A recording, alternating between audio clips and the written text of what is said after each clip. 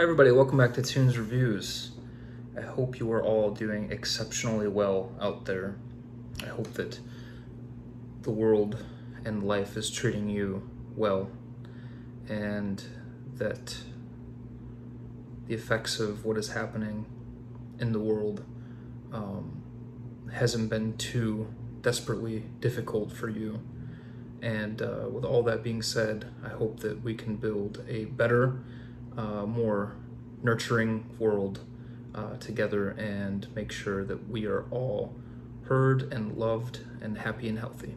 Today on review, I have a fragrance that was released in 1996 by one of my personal favorite niche houses, Profvmvm Roma.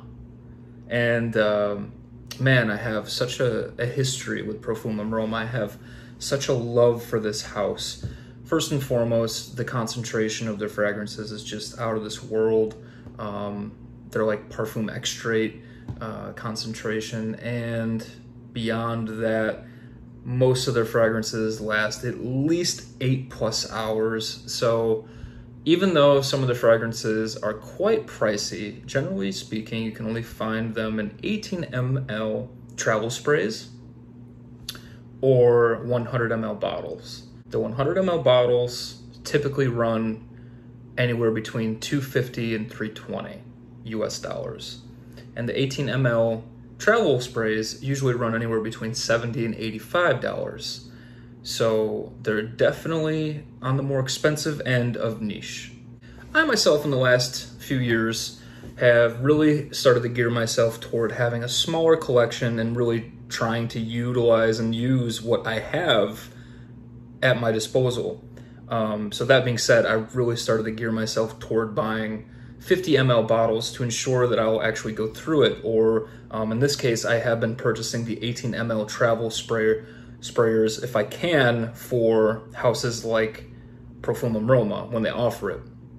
Now, Profvmvm Roma doesn't really offer too many of their fragrances from their lineup in the 18 ml travel spray bottles. However, it's mostly their best sellers that they do offer. So typically speaking, you're gonna find most of the hype beasts in the 18 ml bottles, if that's something that you are looking for. So real quick with the presentation, it has changed a little bit from the last time I purchased one of these 18 ml bottles, and that was for Dolce & Fundo. You guys, if you're longtime subscribers, you know how much I adore Dolce & Fundo. I've gone through 218 mLs of that fragrance in my life, and I now have another 18 ml travel spray bottle that I just purchased about 4 months ago, the same time that I purchased this fragrance. So, presentation is awesome. Just give you a little gander here. This is the box. It has a little pull tab here. It should have the name of the fragrance right there on the label. And you would just pull the fragrance out, and it would rest in here like this with some foam. And there she blows. You know, 18 ml travel spray. The cap is just the same as the 100 ml bottles. The sprayer is literally the same as well. It has a really nice distribution that it offers. And yeah, this is what it looks like. Very simple, easy to use, foolproof. Acqua di Sale is a fragrance that I really didn't know anything about when I had ordered a sample about 5 months ago. And with COVID, I really started to dive deep into sampling from fragrance houses that I didn't really know, lots of indie houses, and I really started to dive deep into fragrance categories that I otherwise typically hated.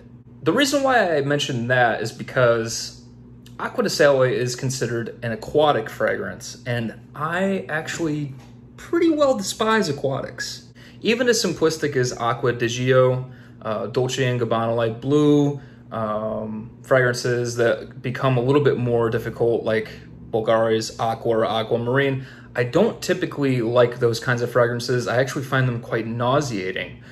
So how is it, if you've done your homework that is, and you know this already, that I like one of the most complex and polarizing aquatics on the market today, you ask?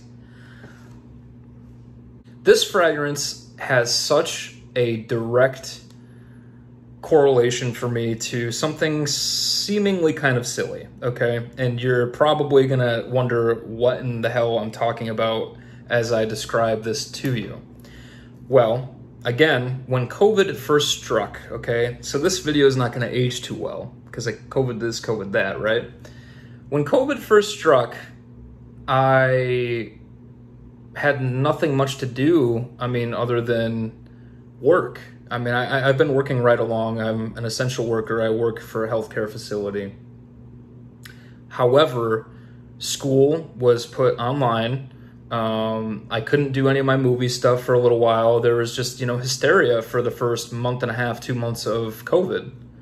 So I'm an avid video game player. I love video games. I think cinematic video games are a great way of storytelling and immersing yourself into a wonderful narrative. That being said, I'm really late to the party when it comes to a game that's quite popular called Fallout 4.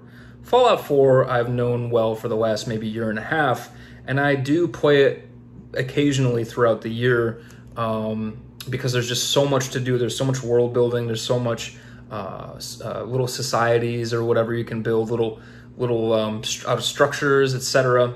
And this fragrance in particular reminds me of Far Harbor. It reminds me of the oceanic aesthetic of being in Maine, which Far Harbor is based off of Bar Harbor in Maine, and Maine is absolutely freaking gorgeous if you've never been and you like, getting away to the mountains or whatever and spending a lot of time in some pine forest type stuff. Man, you're missing out if you've never been to Maine. I highly recommend it. Anyway, this fragrance is something that I would continually try on as I was playing Far Harbor, the DLC, and it just somehow has created this direct correlation to the video game Fallout 4 for me. So when I smell this, it's a really weird story that it tells in my brain of really well-composed oceanic accords, seaweed, salt, sea breeze, and I do get quite a bit of a tinge of, it's kind of like that suntan lotion vibe. There's a little bit of like a coconutty suntan lotion vibe in there. Even though it's not listed in the notes, I most definitely get it. And I find it absolutely interesting and intoxicating. Oh, but wait, it doesn't stop there. The plot thickens.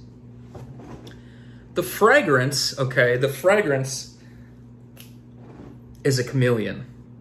So what would really interest me is, this became part of my ritual playing this game, right? I would spray this on along with like 2 or 3 of the other samples I was just salivating over and really just trying to find whether I needed to buy it or if it was just like a moment, a blip in time where I was just a little bit intoxicated with the aroma. But this happened to be one that I just fell head over heels in love with. And there's another reason other than it's a challenging sea breeze fragrance, okay? It's challenging in that it's a chameleon and it likes to play games. And every once in a while, I'd say once every 4 or 5 times that I wear it, it comes off as completely bombastic, chemically destructive freaking oceanic mess.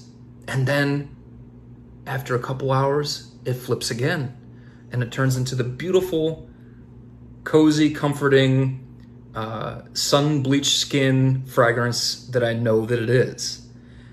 And I just find it so incredibly alluring, interesting, and overall just challenging for me. And to take a fragrance from that category of oceanic, sea breeze, sea salt, aquatic type fragrances like Acqua di Gio and whatever else, right?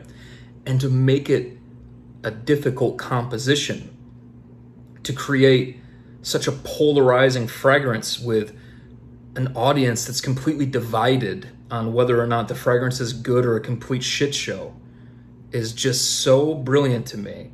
And I have found that I'm absolutely in love with this fragrance. That all being said, what does the fragrance do? Tim, you just told me basically you wrote a love letter to us, an audible love letter, right? Okay. The fragrance is very simple. Like I said, sun-kissed skin, sea salt, sea breeze, and seaweed. Not a whole lot of seaweed on my skin, thank God, because that's really what turns my stomach, I've found over time when it comes to overpowering aquatics. This stuff is just happy.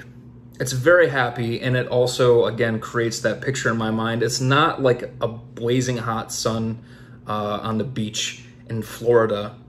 It's more like a weekend getaway, natural smelling, wonderful concoction, seaside by the mountains and woods in Maine. I love that aesthetic. I love that picture that it creates in my brain. And overall, the performance is great. I do about 3 sprays, 1 on my chest, because if I'm gonna say this, I'm gonna warn you right now. If you spray this on your neck, you're gonna get fucking sick. You might get ill. Not necessarily nausea, but certainly headache inducing, because this stuff is potent. Do not let it fool you with its note lineup or the category of which the fragrance is listed. 3 sprays will do you, okay, for an entire day and night. I recommend the back of the neck, 1 to the chest, and 1 on your wrist and clink. That's all you need. You might be able to get away with just, chest and neck. That's it, back of the neck. Ungodly performance. I'm saying 10, 12, 14 hours. If you spray 1 spray to your shirt and then 1 to the back of your neck, if you're a clothes sprayer like I am, you're good. You're good, and it's gonna stay there until you do laundry day. It might be 2 weeks from now, it's still gonna be on your shirt. This fragrance is expensive. This fragrance is challenging. This fragrance is pleasant. This fragrance is difficult.